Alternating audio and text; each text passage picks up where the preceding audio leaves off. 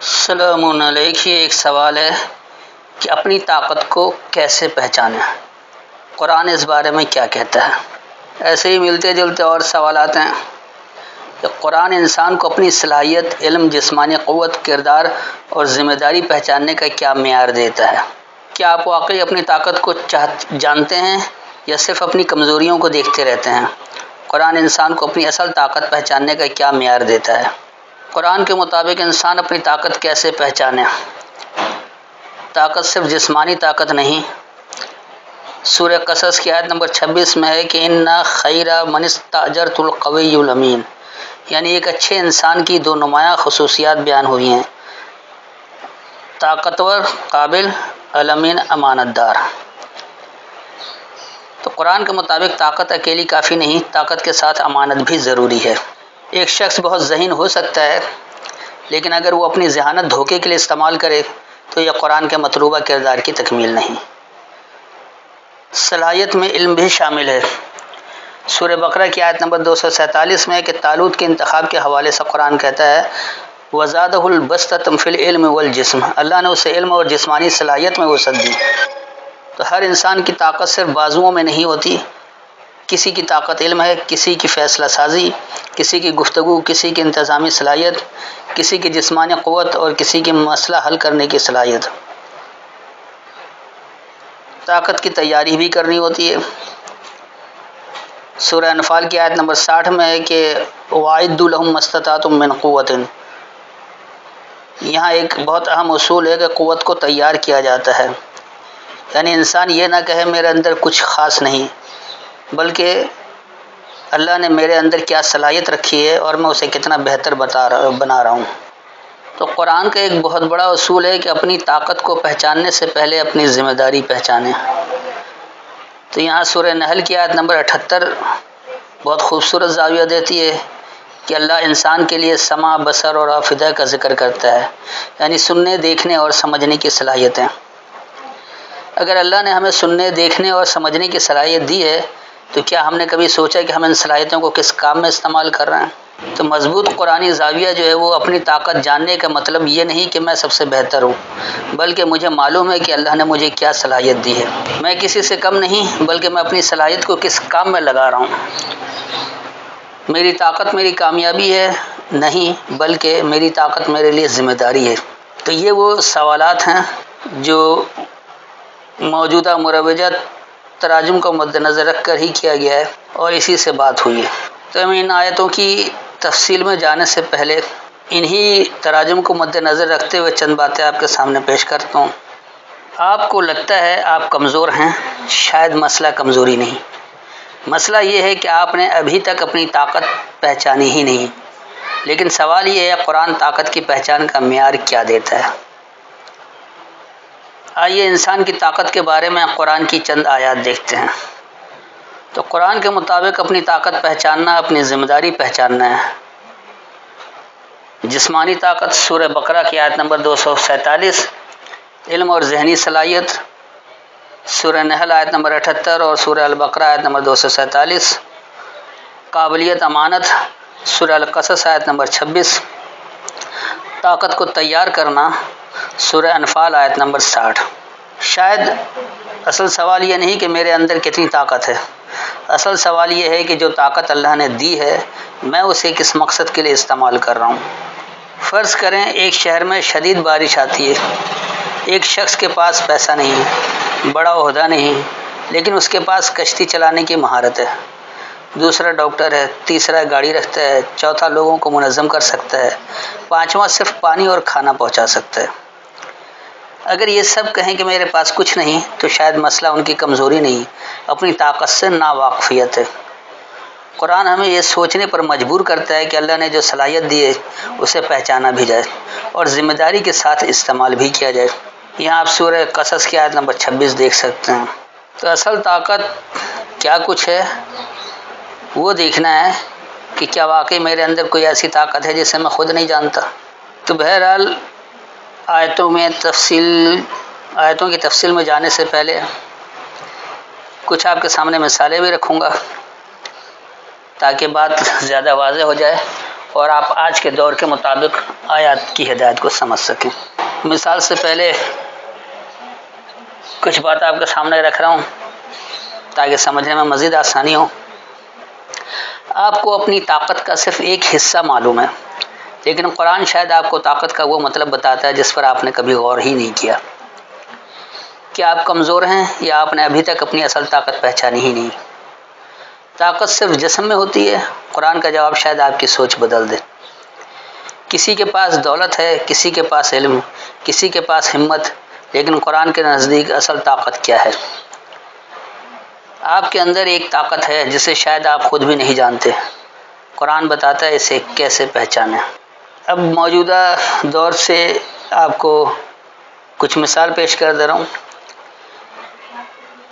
کہ 2026 کے پاکستان کے مونسون سیلاب میں ایسے رضاکاروں کی خبریں سامنے آئیں جو کشتیوں کے ذریعے پھنسے ہوئے خاندانوں تک خوراک، پانی اور ادویات پہنچا رہے تھے۔ وہ شخص شاید بڑا عہدہ رکھنے والا نہیں تھا، لیکن اس کے پاس ایک چیز تھی، جو کچھ وہ کر سکتا تھا وہ کر رہا تھا۔ تو یہاں طاقت کا مطلب کشتی چلانے کی مہارت، ہمت، خدمت۔ اگر یہ چیزیں ہو تو آدمی اپنی طاقت کو استعمال کر سکتا ہے۔ دوسری مثال بھی میں آپ کو کراچی سے ہی پیش کر دیتا ہوں کہ مشکل حالات میں کس طرح صلاحیت کو استعمال کرنا چاہیے۔ کراچی میں بھی 2026 کے دوران گرمی اور بارشوں کے حوالے سے امدادی سرگرمیوں میں رضاکاروں اور ریسکیو ٹیموں نے لوگوں کی مدد کی۔ گرمی کی لہر کے دوران سندھ کے مختلف اضلاع میں 25 سے زیادہ ہیٹ ریلیف کیمپس بھی قائم کیے گئے۔ کسی کے پاس ڈاکٹر ہونے کی طاقت ہے، کسی کے پاس ابتدائی طبی امداد کا علم، کسی کے پاس گاڑی، کسی کے پاس کشتی، کسی کے پاس صرف چند گھنٹے کا وقت۔ سوال یہ نہیں کہ آپ کے پاس دوسروں جیسی طاقت کیوں نہیں، سوال یہ ہے کہ آپ کے پاس جو طاقت ہے آپ اسے کہاں استعمال کر رہے ہیں۔ اسی طرح تیسری مثال لے لیجئے کہ آج کل AI کا دور ہے اور طاقت بدل رہی ہے۔ تو 2026 میں AI کے باعث دنیا کے روزگار میں ایک بڑی تبدیلی دیکھنے میں آ رہی ہے۔ آل جابس بیرومیٹر 2026 کے مطابق AI سے متعلق اسکلز کی طلب تیزی سے بڑھ رہی ہے اور انسانی ججمنٹ، کریٹیوٹی اور لیڈرشپ کی اہمیت بھی بڑھ رہی ہے۔ اگر دنیا بدل رہی ہے تو کیا آپ اپنی صلاحیت بھی بدل رہے ہیں؟ تو یہاں قرآن کی العلم والی جہت سامنے آ سکتی ہے کہ آج کی دنیا میں اپنی طاقت پہچاننے کا مطلب یہ بھی ہے کہ آپ جانیں میں کیا جلدی سیکھ سکتا ہوں، میں کس مسئلے کو دوسروں سے بہتر سمجھتا ہوں، میں کون سی اسکل لوگوں کے کام آ سکتی ہے، تو مجھے کون سی اسکل ابھی سیکھنی چاہیے۔ تو ان باتوں کو اگر آپ مد نظر رکھیں گے تو آج بھی آپ بہترین صلاحیت کے حامل ہو سکتے ہیں۔ اب آئیے ہم آیتوں کے فہم کو دیکھ لیں کہ یہاں اصل بات کیا ہے۔ تو اگر قرآن کے مطابق طاقت صرف جسمانی قوت نہیں بلکہ علم، صلاحیت اور امانت بھی ہے، تو آپ کے اندر وہ کون سی طاقت ہے جسے آپ ابھی تک صحیح طور پر استعمال نہیں کر رہے ہیں؟ تو آپ لوگ بھی کمنٹ میں ہمیں لکھ کر بتائیے، کم از کم ایک لفظ ہی لکھ دیں، علم، ہمت، وقت، صلاحیت یا خدمت۔ تو آئیے ہم سب سے پہلے سورہ البقرہ اور اس کی آیت نمبر 247 کو دیکھ لیتے ہیں، یعنی 2 کی 247۔ دیکھیے یہاں اللہ کیا بات کر رہے ہیں، ہدایات کیا دے رہے ہیں، اور ہم نے اسے ایک کہانی بنا رکھا ہے، وہ بھی جو گزر گئی، اب اس کا ہدایت سے تعلق ہی نہیں۔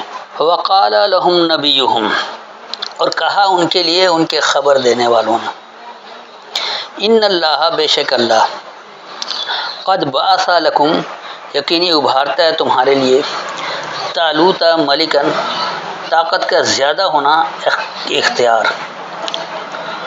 قالوا، انہوں نے یہ کہا، انا یکون لہ الملک، یہ کہ کیسے یہ ہوگا اس کے لیے اختیار، علینا ہم پر، ونحن احق بالملک منہ، اور ہم زیادہ حقدار ہیں اختیارات کے اس سے، ولم یؤت سعۃ من المال، اور نہیں دیا گیا ہے وسعت مال سے۔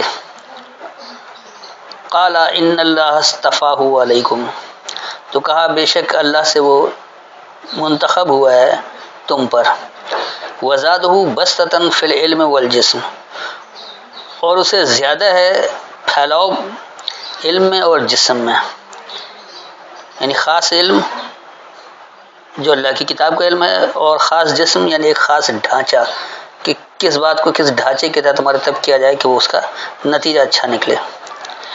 واللہ یؤتی ملکہ من یشاء، اور اللہ وہ دیتا ہے اس کو اختیار جو یہ چاہے۔ واللہ واسع علیم، اور اللہ علم کی وسعت والا ہے۔ تو اس آیت میں اللہ نے واضح طور پر بتایا کہ تمہیں بھی آج کوئی اگر خبر دے رہا ہے، اللہ کی کتاب سے ہی خبر دے رہا ہے، تو وہ کس لیے کہ بے شک اللہ تو تمہارے لیے ایک طاقت کا زیادہ ہونا اختیار ابھارتا ہے۔ بعض کا مطلب ہی دوبارہ آنا، ابھارنا، نمایاں کرنا۔ یوم بعض بھی آتا ہے دوبارہ اٹھائے جانے کا دوران یہاں۔ تو یہی ہے کہ بے شک اللہ تمہیں اٹھا رہا ہے۔ اگر ایک بار تم اللہ کے فرما بردار رہ کر قوت والے تھے، تو آج بھی اللہ یہ تمہیں یہی کہہ رہا ہے کہ اپنے لیے طاقت کا زیادہ سے زیادہ استعمال کرو اختیار کے لیے۔ تو وہ یہ کہتے ہیں کہ اس کے لیے اختیار کیسے ہم پر ہوگا؟ یعنی کوئی ایک شخص جو کتاب کا علم تو رکھ رہا ہے اور وہ بننا چاہ رہا ہے، تو یہ کہہ رہے کہ یہ خالی کتاب کا علم رکھنے والا یہ کیسے ہم پر اختیار والا ہو جائے، ہم پر با اختیار بن جائے؟ تو ہم زیادہ حقدار ہیں اس اختیار کے، اور اس کو تو مال میں وسعت ہی نہیں دی گئی۔ یہ کتاب کا علم تو رکھ رہا ہے، اللہ کی کتاب کا علم رکھتا ہے، لیکن مال میں کمزور ہے۔ تو جواب یہ آتا ہے کہ بے شک اللہ سے تو وہی منتخب ہو کر سامنے آتا ہے تم پر جس کا پھیلاؤ زیادہ ہے علم اور جسم میں، یعنی کہ اللہ کی کتاب کا علم اس کے پاس، اس کا پھیلاؤ زیادہ ہے، وہ اچھی طرح سے بات کو سمجھتا ہے، وہ الکتاب اور اس کے مقاصد کو سمجھتا ہے، یعنی اس کے پاس کتاب و حکمت دونوں بات ہے۔ یہ نہیں کہ صرف کتاب کا علم بھی اس کے پاس ہے اور اس کی حکمت بھی اس کے پاس ہے کہ وہ حکم کیوں دیا گیا ہے، اس کے مقاصد کیا ہیں، اس کے نتائج کیسے اچھے نکلتے ہیں۔ تو اللہ یہ کہہ رہا ہے کہ اللہ تو دیتا ہے اپنا اختیار اس کو جو یہ چاہے۔ تو اگر آپ با اختیار ہونا چاہتے ہیں اللہ کے قانون کے مطابق، آپ کوئی مرکزی ڈھانچہ بنانا چاہتے ہیں، ترقی کا ڈھانچہ بنانا چاہتے ہیں اللہ کی فرما برداری کے تحت، تو یقینی سی بات ہے کہ آپ کو اللہ کی کتاب کے علم میں وسعت اختیار کرنی پڑے گی، اچھی طرح سے سمجھنا پڑے گا، اور جو یہ چاہتا ہے اللہ اس کو دیتا ہے۔ یعنی آپ اس کے لیے کوشش کریں گے تو آپ کو بات زیادہ سے زیادہ سمجھ میں آئے گی۔ لیکن اگر آپ لکیر کے فقیر بنے رہیں کہ ہمارے آبا و اجداد نے ایسا کیا تھا، ہمارے مسلک میں ایسا ہے، ہمارے امام نے ایسا کہا ہے، ہماری سنت میں یہ لکھا ہوا ہے، ہمارے یہاں حدیثوں کی کتاب میں یہ لکھا ہوا ہے، تو جب تک آپ اپنے علم کی وسعت کو بڑھائیں گے نہیں، زیادہ نہیں کریں گے، تو آپ وہ ڈھانچہ بھی ترتیب نہیں دے سکتے کہ آج کے دور میں کس طرح سے اللہ کے نظام کو نافذ کیا جائے، وہ ہو نہیں سکتا۔ تو اللہ نے اس کا اختیار دیا ہے، جو یہ چاہے، جو کوشش کرے گا اس کو ملے گا۔ اللہ کسی کو اپنی طرف سے اٹھا کر نہیں بٹھا دیتا ہے۔ پھر اللہ یہ کہہ رہا ہے کہ اللہ تو علم کی وسعت والا ہے، اللہ کے علم سے زیادہ وسعت کسی کو ہے ہی نہیں۔ آپ اللہ کے علم کو اختیار کریں، آپ کو وسعت مل جائے گی۔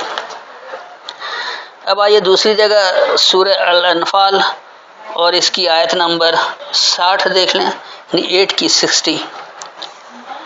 وَأَعِدُّوا لَهُم مَّا اسْتَطَعْتُمْ، اور خوب تیار رکھو ان کے لیے جو تم جلد اطاعت کرتے ہو، من قوت، ایک قوت سے، ایک طاقت سے، ومن رباط الخیل، اور جو خیالات کے ربط سے، ترہبون بہ، تم چوکنا رہتے ہو، تم ہوشیار رہتے ہو اس کتاب کے ذریعے، عدو اللہ، جو اللہ سے عداوت رکھتا ہے، وعدوکم، اور تم سے بھی، وآخرین من دونہم، اور اس کے علاوہ سے جو ان کے علاوہ ہیں، لا تعلمونہم، تم انہیں نہیں جانتے ہو، اللہ یعلمہم، اللہ انہیں جانتا ہے، وما تنفقوا من شیء، اور جو تم کھلا رکھو گے کسی شے سے، فی سبیل اللہ، اللہ کے راستے میں، یوفی الیکم، مکمل دیا جائے گا تمہاری طرف، وانتم لا تظلمون، اور تم پر ظلم نہیں کیا جائے گا۔ تو اس آیت میں بھی اللہ نے واضح طور پر بتا دیا کہ خوب تیاری رکھو، تم جس طرف اطاعت کرتے ہو، جو تم جلد اطاعت کرنا چاہتے ہو اپنی طاقت سے یا خیالات کے ربط سے، یا جو تم چوکنا رہتے ہو اس کتاب کے علم کے ذریعے، جو اللہ سے بھی عداوت رکھتے ہیں اور تم سے بھی عداوت رکھتے ہیں، اور دوسرے ایسے بھی ہیں جو ان کے علاوہ تم انہیں نہیں جانتے ہو، تو اللہ انہیں جانتا ہے۔ تو جو تم کھلا رکھو گے کوئی بھی شے اللہ کے راستے میں، وہ تمہاری طرف پورا دیا جائے گا اور تم پر کوئی ظلم نہیں ہوگا۔ آپ اللہ کے جتنے فرما بردار بنیں گے آپ کو غلبہ کا نتیجہ اس کے مطابق ہی ملے گا۔ اسی طرح تیسری آیت آ جائیے سورہ النحل اور اس کی آیت نمبر 78 یعنی 16 کی 78۔ واللہ اخرجکم من بطون امہاتکم، اور اللہ تمہیں خارج کرتا ہے تمہارے ماخذ کے باطن سے۔ لا تعلمون شیئا، تم کچھ علم نہیں رکھتے ہو۔ وجعل لکم السمع والابصار والافئدہ، اور بنا دیا تمہارے لیے خاص سننا اور خاص بصیرت لینا اور سوچنا سمجھنا، لعلکم تشکرون، تاکہ تم قدر کرنے والے ہو۔ اس ساتھ میں اللہ نے بتا دیا کہ اللہ تمہیں تمہارے ماخذ کے باطن سے نکالتا ہے۔ آپ کا جو بھی اپنا ماخذ بنا ہوا ہے اللہ کے احکامات کے علاوہ، اللہ اس کے باطن سے آپ کو نکال دیتا ہے، کیونکہ تم کچھ نہیں جانتے ہو۔ اصل علم تو اللہ کا ہے، غیر اللہ کے علم کے تحت جو کچھ تم نے کر رکھا تھا اس کے ماخذ کے باطن سے تمہیں نکال دیتا ہے۔ اور وہ کیسے نکالتا ہے کہ تمہارے لیے سننا، بصیرت لینا اور سوچنا سمجھنا بنایا ہے۔ تو جب آپ اللہ کے احکامات کو اچھی طرح سنتے ہیں، اس سے بصیرت حاصل کرتے ہیں، اس پر غور و فکر کرتے ہیں، سوچتے سمجھتے ہیں، تو پھر کیا ہوتا ہے کہ لعلکم تشکرون، تاکہ تم قدر کرنے والے ہو جاؤ۔ تو پھر آپ کو اللہ کے احکامات کی قدر ہوتی ہے اور آپ اس کے تابع ہو جاتے ہیں۔ اسی طرح ایک آخری آیت بھی لے لیں سورہ القصص اور اس کی آیت نمبر 26 یعنی 28 کی 26۔ قالت احداہما یا ابت استاجرہ، تو ان دونوں میں سے ایک جماعت بولی اے ہمارے بڑے جلد تم اسے اجرت دو، اسے نتیجہ دو۔ ان خیر من استاجرت القوی الامین، بے شک بہتر ہے جو تم اجرت دو گے امانت کی قوت سے۔ تو اس آیت میں بھی یہ واضح کیا گیا ہے کہ کوئی بھی جماعت کوئی کام کروا رہی یا عوام کے لیے کام کر رہی یا کوئی شخص بھی انفرادی طور پر کام کروا رہا ہے تو اسے اجرت جلد دے دینا چاہیے، اس کا نتیجہ فوراً دے دینا چاہیے۔ اور یہ بہتر ہے کہ جلد اجرت دے دیا جائے، تو پھر آپ دراصل طاقتور امانت دار ہیں، اللہ کے احکامات کی مکمل پاسداری کر رہے ہیں۔ اگر آپ نے ٹال مٹول سے کام لیا، آپ اجرت نہیں دے رہے، اس کا نتیجہ جلدی نہیں دے رہے، تو اس کا مطلب آپ اللہ کے نافرمان ہیں، کیونکہ اللہ تو آپ کو کہہ رہا ہے کہ فوری طور پر آپ نتائج دے دیں، کسی کو انتظار نہ کروائیں۔ تو اللہ کے احکامات اس طرح سے واضح ہیں، اللہ ہر بات آپ کو بالکل واضح طور پر بتا دیتا ہے۔ اب اپنی طاقت پہچاننا خود کو بڑا سمجھنا نہیں، یہ پہچاننا کہ اللہ نے آپ کو کیا دیا ہے اور اب آپ اس امانت کے ساتھ کیا کر رہے ہیں۔ شاید آپ کمزور نہیں، شاید آپ نے ابھی تک اپنی طاقت کو صحیح جگہ استعمال کرنا شروع ہی نہیں کیا۔ تو یہ اصل وہ چیز ہے جس کو آپ کو دیکھنا چاہیے کہ آپ کیا کر رہے ہیں اور کس طرح سے کیسے حاصل کر رہے ہیں۔ اگر قرآن کے مطابق صرف جسمانی قوت نہیں بلکہ علم، صلاحیت اور امانت بھی ہے، تو آپ کے اندر وہ کون سی طاقت ہے جسے آپ ابھی تک صحیح طور پر استعمال نہیں کر رہے ہیں؟ اس پر ضرور دھیان دیں اور اپنے کمنٹ سے ہمیں آگاہ کریں کہ آپ کس ذوق و شوق سے اللہ کے احکامات کو سنتے ہیں اور اس پر توجہ کرتے ہیں اور آیتیں کھول کر اس کی تصدیق بھی کرتے ہیں کہ یہ واقعی اللہ کی بات ہے یا نہیں۔ تو اللہ کس طرح آپ کی تربیت کر رہا ہے، ہر حیثیت، ہر مقام میں، ہر جگہ آپ جہاں بھی ہوں، جس حالت میں بھی ہوں، جس کیفیت میں بھی ہو، وہاں آپ کے لیے ہدایت موجود ہے۔ آپ کو طاقتور بننا ہے تو کیسے بن سکتے ہیں، اپنے حدود کے دائرے میں آپ کس طرح طاقت کا استعمال کر سکتے ہیں۔ آپ کے پاس اپنی جو طاقت، آپ اس کا اچھا استعمال کریں، صحیح استعمال کریں، تاکہ اللہ کے دیے گئے نتائج کو جلد حاصل کر سکیں۔ تو امید ہے مکمل وضاحت ہو گئی ہوگی اور آیت بھی سمجھ میں آ گئی کہ اللہ کے عنوانوں میں کہہ رہا ہے اور ہم نے اسے کیا بنا رکھا ہے۔ تو پھر بھی اگر کوئی تشنگی رہ گئی ہو، کوئی بات سمجھ میں نہ آئی ہو، تو آیت کے حوالے سے اپنا سوال دہرا سکتے ہیں۔ یاد رکھیے اللہ نے آپ کو مکمل فرما بردار بننے کا حکم دیا ہے۔ اللہ کی آیتوں کو سمجھیں، اس کے احکامات کو سمجھیں، اپنے ہر عمل کی تصدیق قرآن آیت سے کریں جو احسن الحدیث کی صورت میں قرآن میں موجود ہے۔ امید ہے کہ مکمل وضاحت ہو گئی ہوگی۔ السلام علیکم۔